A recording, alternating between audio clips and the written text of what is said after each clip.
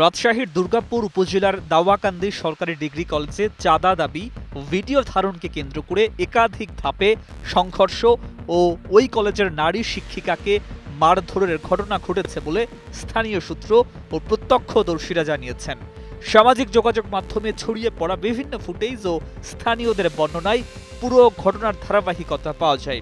সেখানে দেখা যায় অধ্যক্ষের কক্ষে শুরু হওয়া কথা কাটাকাটি ধীরে ধীরে উত্তেজনায় রূপ নেয় এবং এক পর্যায়ে তা শারীরিক সংঘর্ষে পরিণত হয়। ঘটনাটি ঘিরে এলাকায় চরম উত্তেজনা সৃষ্টি হয়।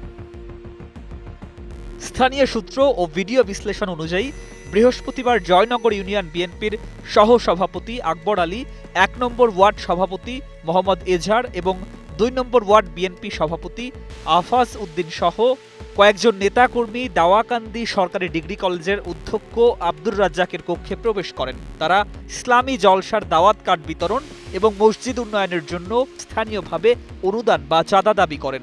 ওই সময় কক্ষে উপস্থিত ছিলেন কলেজের ইংরেজি বিভাগের শিক্ষিকা আলিয়া খাতুন। তিনি ঘটনাটি মোবাইল ফোনে ভিডিও ধারণ করতে শুরু করলে পরিস্থিতি দ্রুত উত্তপ্ত হয়ে ওঠে।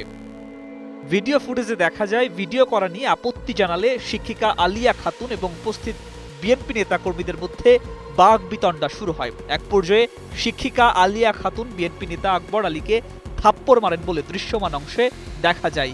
এরপরই পরিস্থিতি নিয়ন্ত্রণের বাইরে চলে যায়। অভিযোগ অনুযায়ী আকবর আলী তখন পায়ের স্যান্ডেল খুলে শিক্ষিকা আলিয়া খাতুনকে জুতা পেটা করতে থাকেন এবং শারীরিকভাবে আঘাত করেন।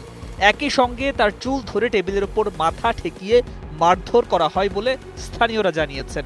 ওই সময় অধ্যক্ষ আব্দুর রাজ্জাক সহ অন্যরা পরিস্থিতি শান্ত করার চেষ্টা করেন। প্রত্যক্ষদর্শীদের দাবি, প্রথম দফার এই সংঘর্ষের সময় অধ্যক্ষের কক্ষে দুর্গাপুর থানার ভারপ্রাপ্ত কর্মকর্তা পঞ্চনন্দ সরকার উপস্থিত ছিলেন। তবে পরিস্থিতি কিছুটা থামলেও উত্তেজনা সম্পূর্ণ শেষ হয়নি। কিছুক্ষণ পরই কলেজ মাঠে দ্বিতীয় দফায় আবার উত্তেজনা তৈরি হয়। ভিডিও বিশ্লেষণে দেখা যায় সেখানে শিক্ষিকা আলিয়া খাতুন এবং বিএনপি নেতাদের মধ্যে পুনরায় বাকবিতণ্ডা ও ধস্তাধস্তির ঘটনা ঘটে।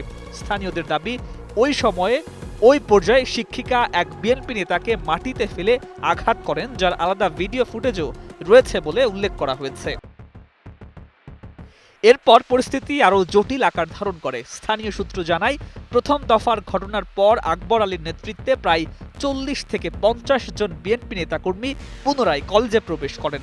তখন কলেজে ডিগ্রি পরীক্ষা চলছিল এবং ১৪৪ ধারা জারির বিষয়টিও উল্লেখ করা হয়েছে। ওই সময় তারা অধ্যক্ষ আব্দুর রাজ্জাক এবং শিক্ষিকা আলিয়া খাতুন সহ অন্তত ৫ জন শিক্ষককে মারধর করেন বলে অভিযোগ পাওয়া গেছে। হামলায় শিক্ষিকাকে চুল ধরে টেনে বের করার ঘটনা উল্লেখ রয়েছে। কলেজের বিভিন্ন কক্ষে ভাঙচুর চালানো হয়। অফিস কক্ষের আসবাবপত্র ও উপহার সামগ্রী নষ্ট করা হয়।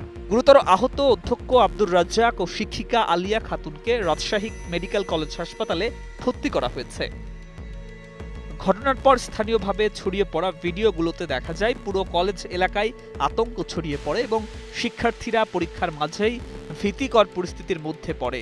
পরে পুলিশ ঘটনাস্থলে গিয়ে পরিস্থিতি নিয়ন্ত্রণে আনে বলে জানা যায়। ঘটনার পর রাজনৈতিক প্রতিক্রিয়ায় বিএনপি জানায়, দলীয় শৃঙ্খলা ভঙ্গ ও সহিংস ঘটনায় জড়িত থাকার অভিযোগে আকবর আলীকে প্রাথমিক সদস্য সহ সব পদ থেকে বহিষ্কার করা হয়েছে। অন্যদিকে দুর্গাপুর থানার ওসি জানিয়েছেন, এখনো কোনো পক্ষ থেকে আনুষ্ঠানিক মামলা হয়নি, তবে ঘটনাটি তদন্তাধীন রয়েছে। News desk, ২১ television.